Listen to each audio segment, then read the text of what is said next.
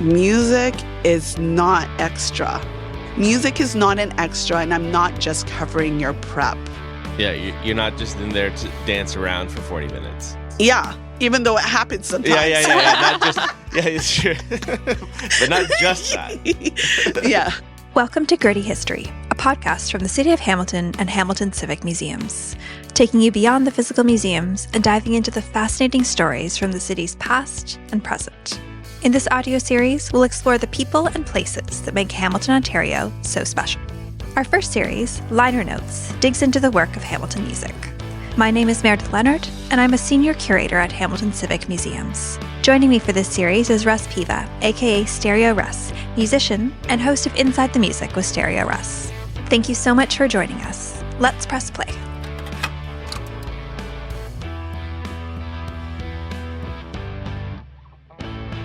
Raquel McIntosh, a teacher at Adelaide Hoodless Elementary School, is the 2026 MusiCounts Teacher of the Year JUNO Award winner. She has transformed the school's music program through student-led choirs, performances, and inclusive initiatives like Beyond the Soundtrack, creating opportunities for students to explore identity, creativity, and connection through music. In addition to her work as a teacher, Raquel is also a musician herself and a tireless advocate for access to music education. Joining us today from the CFMU studios, Raquel shares inspiring stories from her career as a music educator and reflects on receiving a JUNO Award. Raquel, thank you so much for joining us today. My pleasure. I'm so glad to be here. We have a JUNO Award winner. We have a JUNO winner in the house. I remember when I was so nervous to contact you, but I absolutely fangirled in an email. A couple of my colleagues were fortunate enough to attend the JUNOs, and we were just weeping in our seats when you were accepting your award. It was such a great moment for Hamilton and for educators, and just such an important component that the JUNOs recognized that. It was lovely to see. Yeah, it was electrifying in the room, and I felt the love for sure from everybody. And I'm so glad that you contacted me, because I do want to share my experience, and this is a fantastic opportunity. And so thank you for having me here.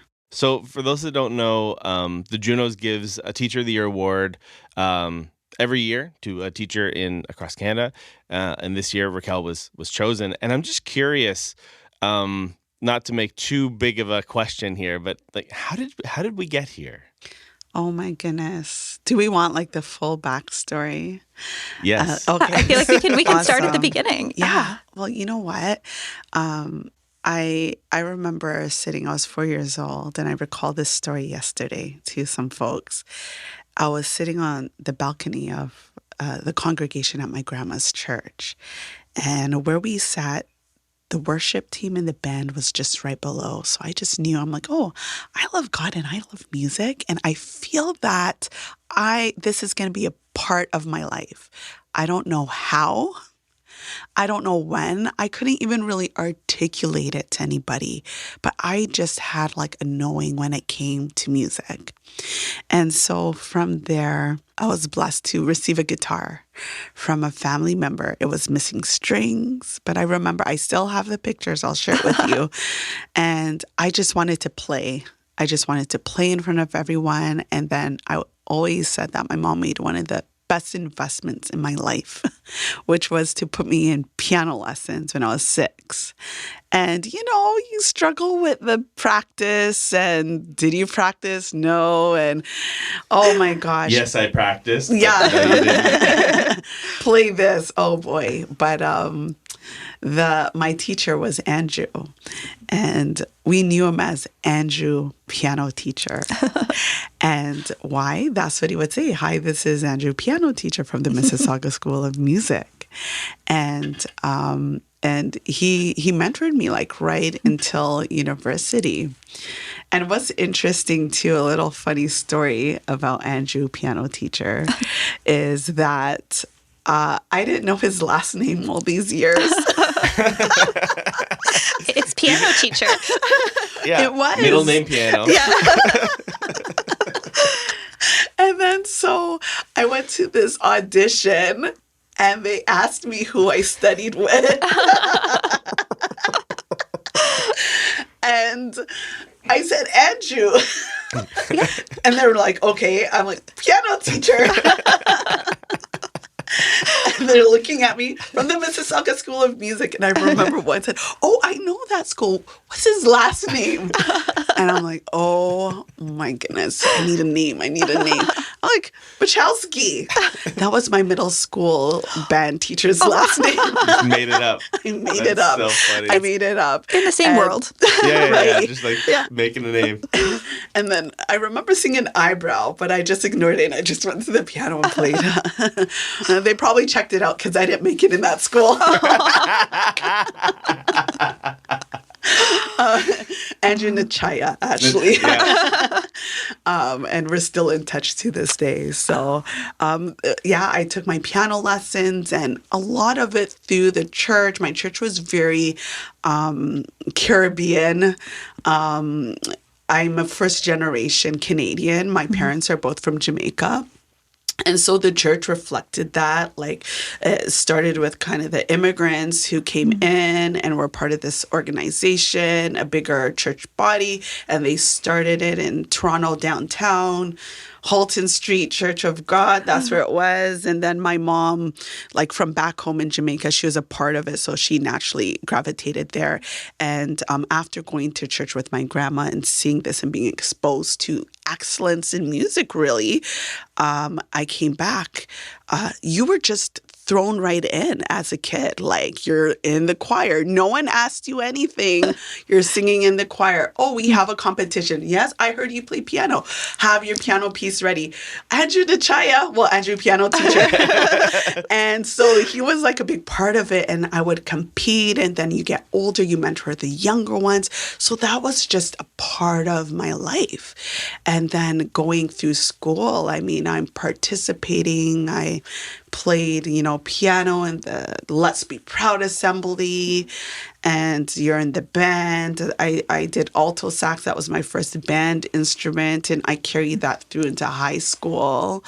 And I was just a part of everything that could be music. I was just there. And music really, having those opportunities is what kept me in school. By the time I got to high school, and I would say middle school, I felt a little shaky in myself. I think that's very normal for any middle schooler.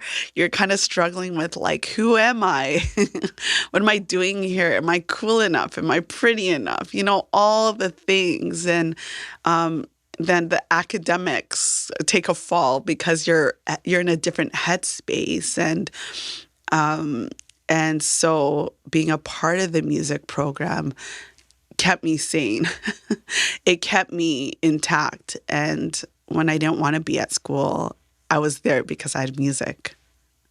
And I had something coming up. And I had that sense of belonging and community. And so that was it. And then I went to York University for music. It was absolutely great there. Amazing. I did classical piano through university, spent hours upon hours in smelly practice modules before the new building. The new building came after. And I would just practice for hours and take over that module for the day. People would be upset, but I got there early. Yeah. And got the key. And then just met a lot of great people that I'm still in touch with, like Darren Hamilton. I believe I met him at York. He was MusiCounts Music Teacher of the Year, I believe in 2022. We can check that out. Yeah, he's doing great work too. He's doing excellent work. # Black Music Matters. And actually, it was his program where I kind of got the idea that, hey, I could actually do what I'm doing now in school. And I'm sure I can share a little bit more about that after. But yeah, definitely an inspiration. And after York, I went to Windsor for Teachers College. And it was awesome. Also, You go through your ups and downs, life happened, and then I was on a plane to England to go teach music over there because I needed a job and I needed to just get away. Yeah, have an yeah. experience. I wanted to just get on a plane. Yeah. And so I didn't know where I was going. I didn't have my driver's license. I didn't know anyone, but we did connect through the church with somebody over there, thank goodness. And they picked me up because I got off the plane. I was sleepy, you know, the jet lag and everything. Yeah. And I settled in and I taught in like an inner city school. And I was there for a couple of years, 2 years. And then I came back and I was back on Canadian soil. And I'm like, what now? Yeah. And so from there, I became like the music director of my church who mentored me. And so I was in charge of like all the grandmothers and stuff. They gave me a run for my money. Really? I thought students were like challenging. No, if you can manage that, the church choir, you can manage any classroom, right? They boot camped me. I love them though. It was great. I have stories. Oh, I don't know if we have enough time, but and so yeah, that's my family there. And then I started, supply teaching with York Region District School Board for a little bit, very small bit, but then I was with TDSB, Toronto District School Board, and built a program, a really successful music program. We performed at Massey Hall like 3 times. Oh my goodness. Yeah, it like to Amazing. step on that iconic stage, there's nothing like it. Like I haven't been on a stage like that. And I got to do it with my students. That's really special. Incredible. Yeah. And like what a core memory for them too, right? Like that would just, I feel like as a student would be so life-changing. Yeah, the first group was the Steel Pan group. It was in collaboration with Cupid Salmon. So he's a well-known steel pen teacher and composer. He created the E-Pen. So it's like an electronic. So he was an itinerant teacher in my school. And so I pretty much said, hey, our group is going to audition for this thing. They have this spring festival. I'd like us to go. And he's like, okay. And so like through collaboration, got them ready. And yeah, I'll never forget it, watching them from the top. I remember bringing them down and running at the top and trying to film it. I don't know where the film is. The phones weren't that great those times. It was like fuzzy.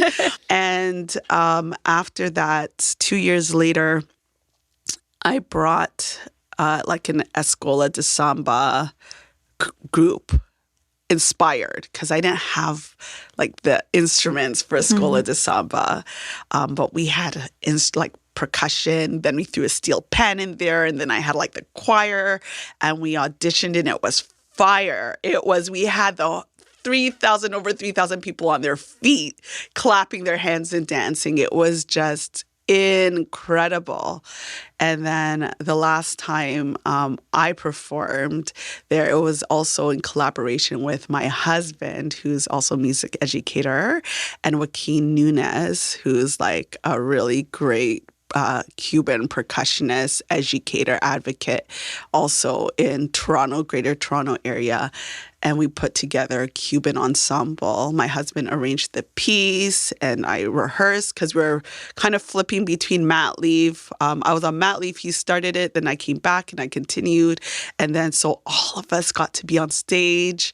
And I was like 8 months pregnant, and we're like salsaing. It was great. And the kids were playing. And we weren't just invited that time. They didn't even bother auditioning us. It was wonderful. And so like those students now who are adults, they're in university or graduated, have a family. Actually, JUNO weekend, I had a student whose sibling was in that school, but I had taught her previous to that school. And she's like a doctor now. And I saw her at Jackson Square, JUNO weekend. What are the chances? I know. Yeah. And I haven't seen her since she was in grade 8. Wow. Oh. And I just heard, Miss Bell. And I'm walking through Jackson Square, and I'm like, that's that's not a Hamilton kid. That is going to be one of my Toronto kids. Yeah. So I turn around and I just see this stunning woman standing in front of me. And I remembered her right away. And she's like, do you remember me? I'm like, yes, I do. And she said, thank you. And, she talked about music wasn't exactly her thing, but you got me playing the tenor sax. And I remember that I was like trying to figure out, I'm like, how am I I know I'm a sax player, but I've never really transferred that skill onto a younger kid like so much. I didn't have that much experience that time. And she was just saying thank you. It helped her and with the perseverance. And so now she's like, she was in Hamilton just for 1 month and she just stepped into Jackson Square for the first time ever. I have a question about that, about, as a teacher, you're in the throes of it day in, day out. Mm-hmm. Do you ever take a step back and think, of the impact that you're having on these kids, whether they go into music or whether they don't? I know you already kind of touched on it, but I'm curious your thoughts on that. Mm-hmm. I think in the moment, sometimes you're just trying to survive. All the teachers out there are not in their head. Yeah, it's June. Teachers are like, yes.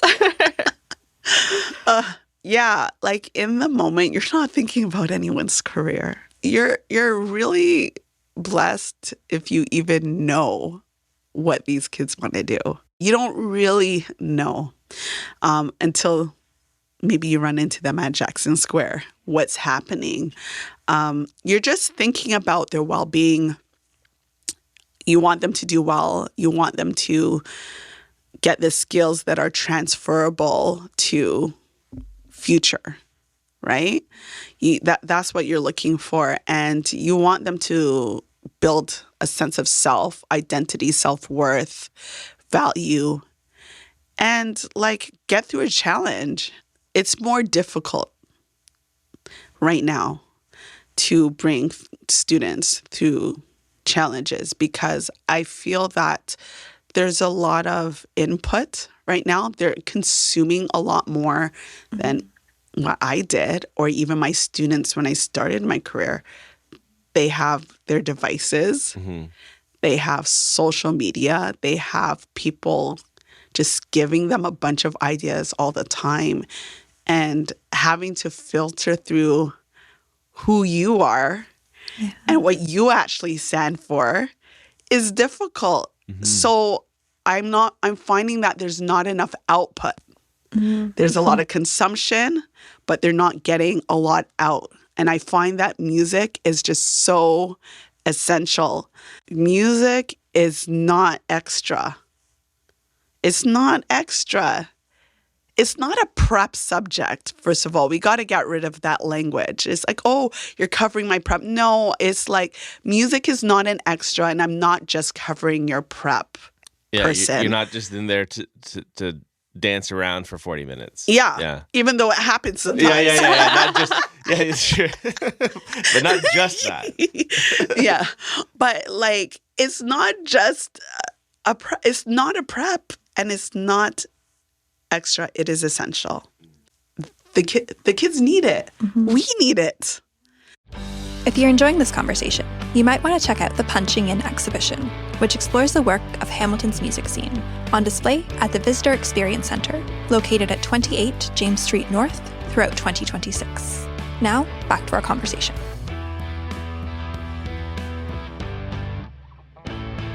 The HWDSB had an event for me to honor me for the JUNOs, and I had my elementary music teacher there, who I haven't seen since I was in grade 5. My grade 4 teacher, who's married to my grade 5 teacher. My grade 7 and 8 band teacher, and my choir teacher from middle school.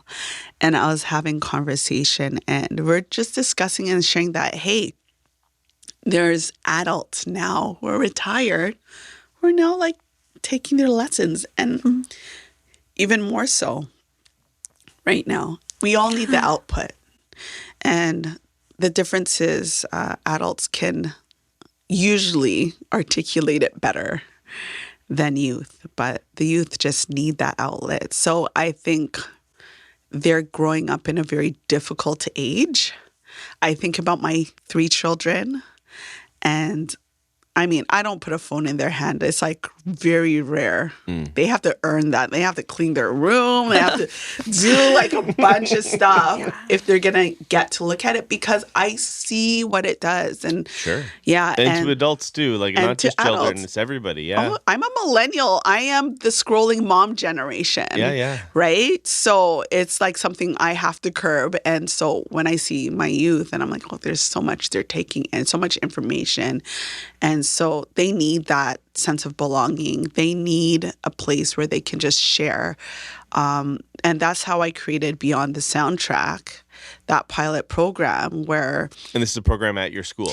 Yeah. So what happened is that the principal said, hey, we have this space for intermediate students.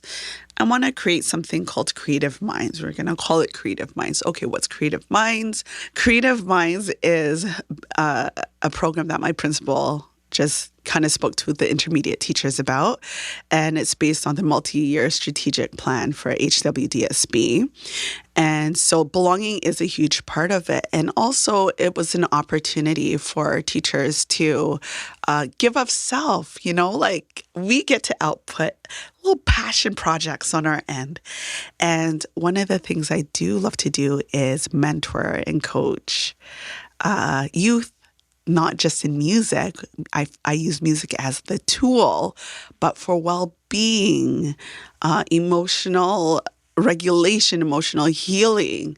And so I actually have a life coach certification I got back in the day.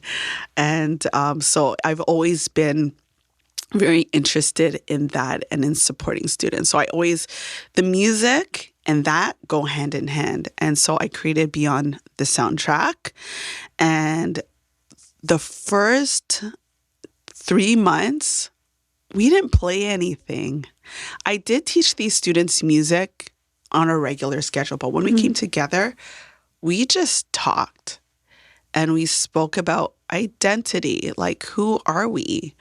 Who gets to decide? We talked about our emotions. What are emotions? Like, let's get back to the foundation here. How do I recognize them? When something's happening to me, where do I feel it in my body? Am I clenching my jaw? Am I feeling it in my chest? Yeah. Yeah. Well, those are things that I'm learning for myself, and so what we did is, after having this discussion for a couple of months, we wanted to output now, right, into creating music through music production. And this is where MusiCounts came in. MusiCounts, I got a grant. And so I was able to get like some equipment, iPads and music production stuff, like slowly trickling in, and resources and opportunities, having like a clinician come in and just kind of funding the output sense.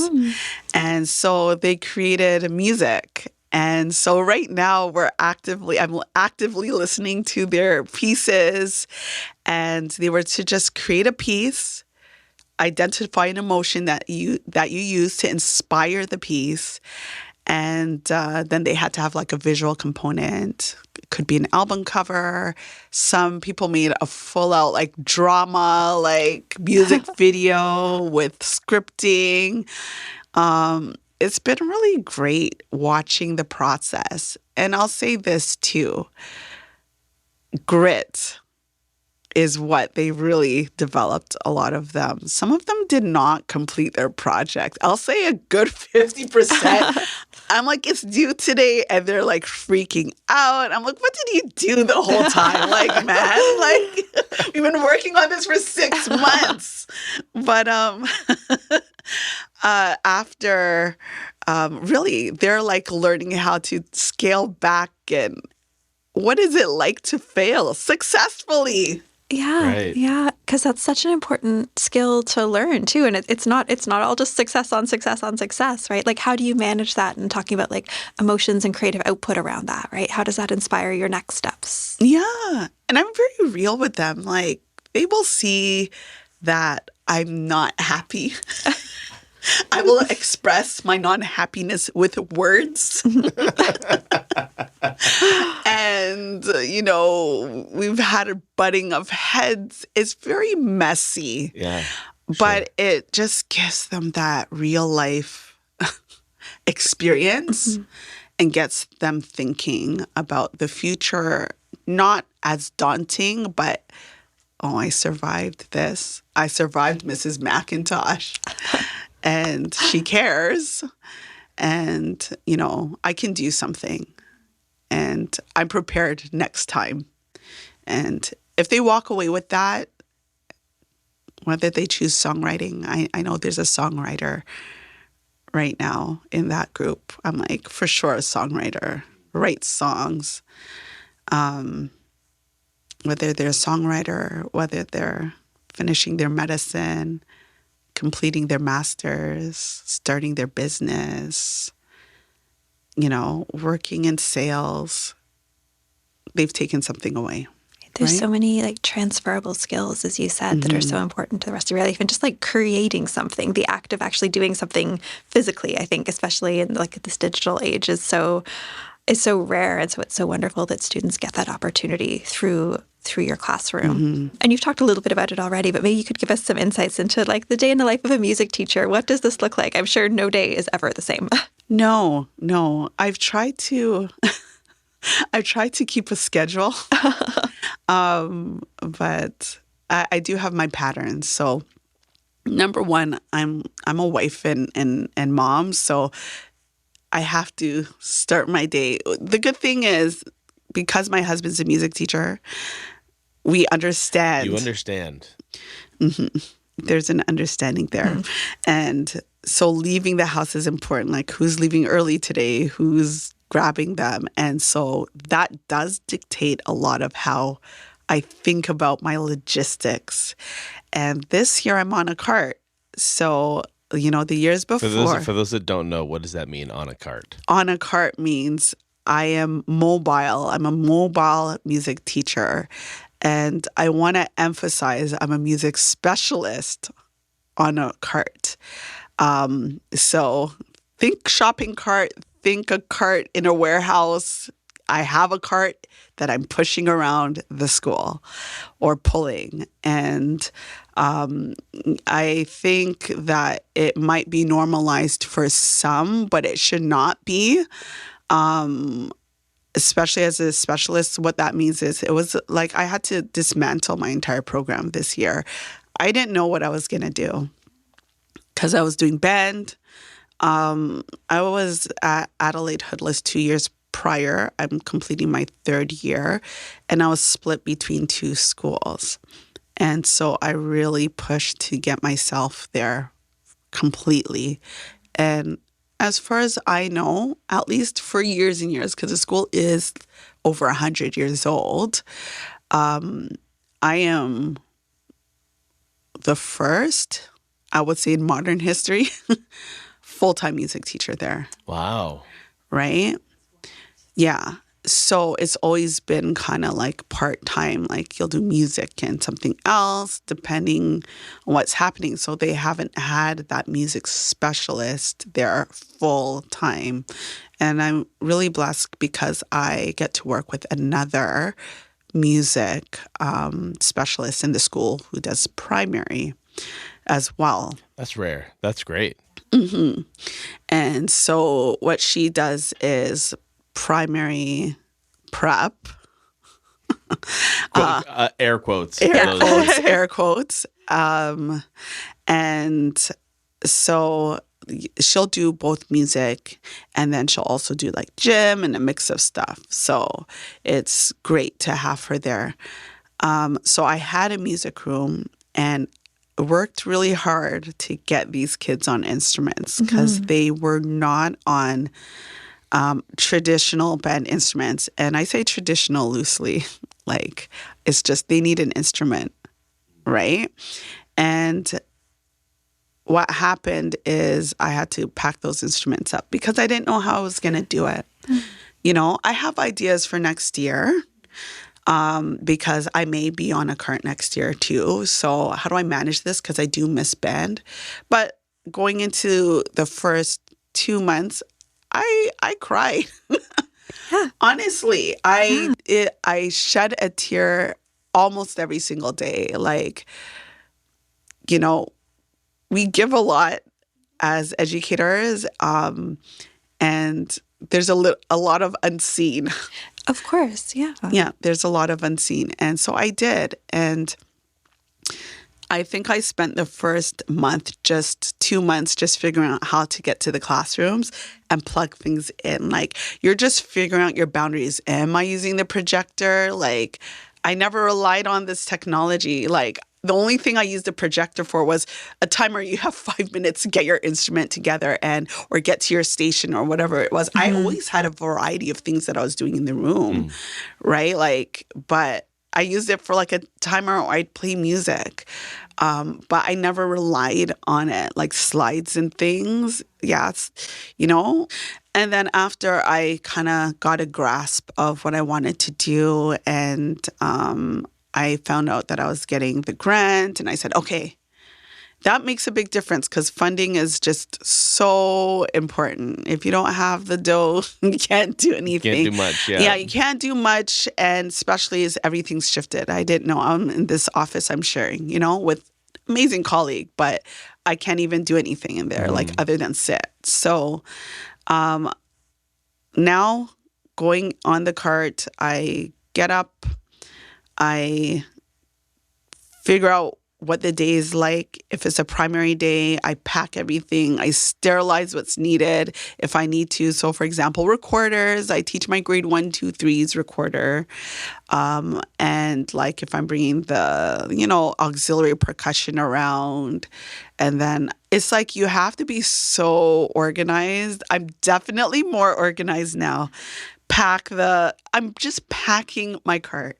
It's not pretty. It's not, what's that social media where you take pictures, Pinterest? It's not a Pinterest cart. This is not a Pinterest cart. There's like a cord falling off. So I was like, Mrs. McIntosh running down, like my water bottle I like was goes just going to say, flying. there's a lot of water bottles. Yeah, like so funny. water bottles. Then my lunch I couldn't find from yesterday's on the cart. Like, it's just everything's on it. It's like, you know, everyone's like, oh, I got to clean my room. It's like, I got to clean my cart. Yeah. And so I work with that. I've adapted well and I get around. You adapt for when the elevator breaks because there's 3 floors in my school. And, you know, but what's great is I have these amazing students who just want to push the cart. Yeah, they get a little extra break too. You know, if they need a reprieve, they'll come to me and say, okay, can I bring your cart? I'm like, yes. So I have a pattern of like, especially if I'm going from the basement to the third, like the second floor or third floor, I should say, there's like kids who show up and pick up my cart ahead of time. And then That's I wrap up Amazing. and I go. Cart crew. Yeah. But yeah, it's just a lot of logistics and you're walking into an environment that you haven't set. Mm-hmm. So when you walk in, you have to decide to walk in with a presence. If you don't walk in with presence, the room does not become the music room. The room needs to become the music room. So routines are important. I am like on top of them when it comes to routine. They know what to expect when I arrive. Sometimes music will be playing before I arrive. Sometimes it doesn't. There's no same day. And but they know when I arrive that it becomes a music room and they ask me, oh, do you want the desks over here? You know, because sometimes the space just isn't conducive for anything. Not even for my little cart if I just have a laptop and some worksheets for the day to go through, you know? And so there's no same day. I'll do like rehearsals. You have to logistically find out where you're going to do it. The teachers are amazing. So I'm really lucky in that way where I can ask, can I use your room? And I'll do like choir there. And like I just finished a bunch of talent show auditions, and kids were fine with moving and eating with their friends in another room. Yeah. So they love that part too. And so it can be, it's been pretty taxing, but very fulfilling with everything that's happened this year. The timing couldn't be more impeccable with receiving this incredible accolade, definitely renewed my strength mentally and emotionally, because I'm not sure that if this didn't happen this year, I don't know how I would be feeling right now. Right. Yeah. And that's kind of a question I had. It's like, you speaking from your experience, any teachers listening or anyone who knows teachers, myself as a teacher as well, it's like sometimes you just don't have the strength, or it's hard to find the strength. Mm-hmm. And I'm curious to know, someone who seems like they carry themselves with such grace, where you go to find your strength to kind of get through those tough times as a teacher. Mm-hmm. My faith is very important to me. That is important. Community is very important. And soul care is very important, right? And so me, myself, coaching and workshopping others and so forth, I have my mentors and I have my coach who speaks into me.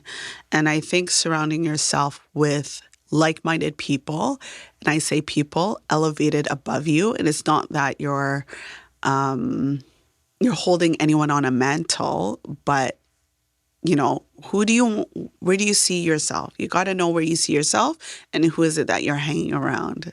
Like, this is something that I've learned from a kid.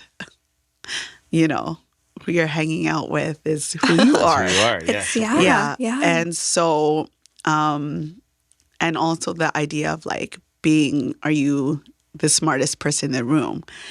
Smartest, I don't think English has all the words that we need, like the language that we need in order to describe this. But like, I want to be around people who are thinking ahead and that they can pour into me. Mm-hmm. And so I do that. And also engaging in my own creativity is a huge part. Not everyone understands this, because I remember just running around. It seems like I'm just running around to others. Mm-hmm. Like, I'm here, I'm there, you have a full-time job. You need to take a break. Why do you have these concerts coming up? And aren't you tired? And it's like, that makes me more tired hearing you. But like, when I'm out and I'm doing the concerts and I'm doing the choirs and being with the other kiddos also in the community, that renews my strength, right? So I have a strong foundation in my faith, in community, and that keeps me going. So that's how I balance that musicianship with the education world. Just sort of building on that a little bit, like making time for your own music practice. And can you tell us a little bit about that, sort of it's not like a side hustle, it's another part of your life. How do you sort of balance those two, and a little bit about sort of you as a musician? Mm-hmm. Yeah, well, it's changed over the years because I'm going through my life changes. So sometimes being engaged in community might be something that is just once a week or once a month. That's how I do it. Yeah, because I am very busy. But at home, like, we'll practice, like my family. We have a little family band that we play for church. And so my son is 9 and he plays drums. Yeah, and he's not a cute drummer. I want to make this clear. What do you mean by this? Well, it's like, my kid plays drums, and then, yeah. He plays at a high level for his age. He's a drummer. Yeah. He's a drummer. And I'm just having the greatest time watching Kurt coach him. Yeah. I'll be in the kitchen listening. And he did this thing where we moved the drum kit and he found the cowbell and like a tambourine and he just hooked it onto the hi-hat. Yeah. And then he's playing like these calypso Caribbean rhythms, but it's like, it sounds like as if you have a percussion section because he's doing like the cowbell rhythms at the same time. Oh, that's cool. Well, yeah, he's just really talented. Yeah. He's doing it. And by the way, I'm not putting down any cute drummers out there, okay? No. You just broke so many hearts right there. But he is, so it's great. So like I get to engage in that. And then my daughter, she loves to sing and she's just an overall performer. We're finding her niche, but she likes to sing and she just will play on the keyboard. I have to start giving her piano lessons, like for real, because she's getting ahead. I'm like, oh, okay. But I want to support it. Then my youngest, he's turning 5 in August, and he just loves just music, period. Like he'll jump on the drums, then he'll go on the keyboard and run up to me and and then my husband, he's like a sax player, jazzer. His dad, we come from a very musical family. Yeah. So his dad is like a legacy musician, like St. Vincent and the Grenadines. Like the McIntoshes are like the first family of like soca and calypso, and so they're all over the place. And so like a lot of the songs that you would hear, especially like the old school ones, you'll look and see the credits and you'll see like somebody like a Frankie or someone who produced it, like they're in like New York, they're like all over, and so that's another story for another day. The whole A whole podcast series, the whole it feels podcast like. series, but balancing is just a part of my life. Like it's just ingrained every single day through my family, through my faith, through the community. And then I just put my sprinkles there, especially when it's heavy with education. And especially with like more opportunities coming up now with the JUNO win. I'm getting a lot more phone calls. And so I'm now in a thinking of, okay, where do we take this from here? How can I advocate? How can I work from a place of rest and not depletion? I do have a question about the JUNO win. So to kind of like bring it all together here, how has winning this JUNO changed your life? How have things changed maybe your practice? Just kind of your overall thoughts now that you've kind of won it and kind of moving forward. I don't know if it has changed my practice. I don't think it has. I'm still Mrs. McIntosh. When I got back to work, of course, the kids were saying congratulations for a month. And then actually a kid this week asked me, hey, did you win the award yet? What's going on? There's nothing more humbling than primary school students. That's so funny. That's heartbreaking. That's funny. And I'm like, yes, actually, I won the award. And you just answer, it's not like, personal. Oh, okay. Yeah, pretty much. That's exactly what happened. So I'm still me, and everyone knows who I am in this school. Like, they know my heart, and we have the conversations. But what I'll say is what it's done for the students is it's given them an extra pride, like, for the community. They have a sparkle, and they're like, hey, we can do this. This can become the norm for us. And they see it that way. And so that's one thing, like when it comes to the actual teaching part, I'm still doing what I do. And I think on a personal level, it's receiving and understanding what has been done, because you do not think about it. So I think my headspace now, my headspace now is, hey, there's so much more that you can, and you have done a lot. And where do you bring these two worlds together, and where do we go from here? And so I'm very much exploring that. And I'm good with hearing about myself. I wasn't before. It's that humility thing. Sometimes we mix up humility for pride, not the good pride, the pride that gets in the way. And someone will talk about you and you'll kind of shrink. And, oh, okay, thanks. No, I'm just doing a little thing here. Oh, yeah, no. Yeah, CBC just called me, or, I'm just doing this thing. And no, like, you can talk about it, because it's that fear. It's now me getting over that fear of failure.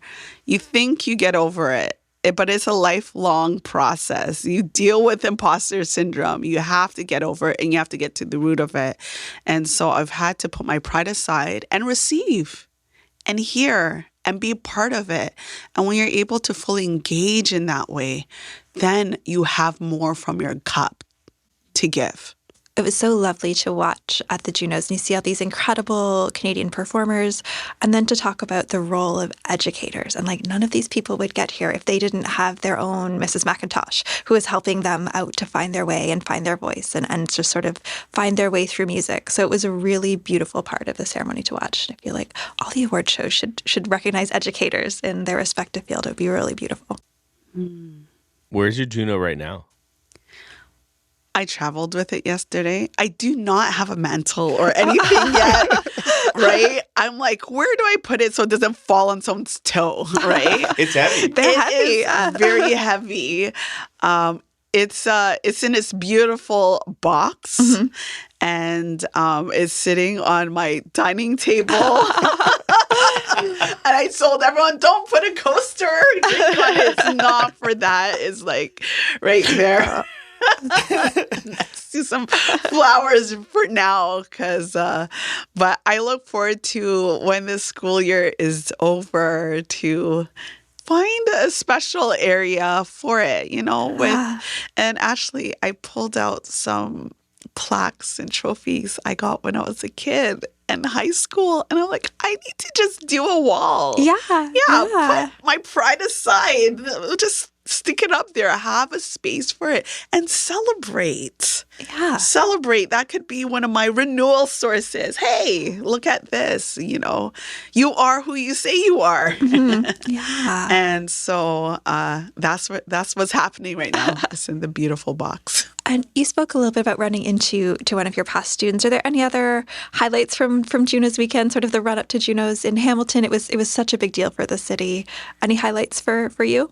Yes. Lots of highlights. Oh my goodness. So many things happened that weekend.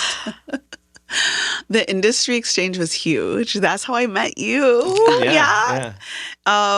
Where got together with artists and educators, and sometimes you're looking at pictures or you've seen people from afar, but to sit in a space and just talk and share and walk away with perspective and ideas, that was huge for me.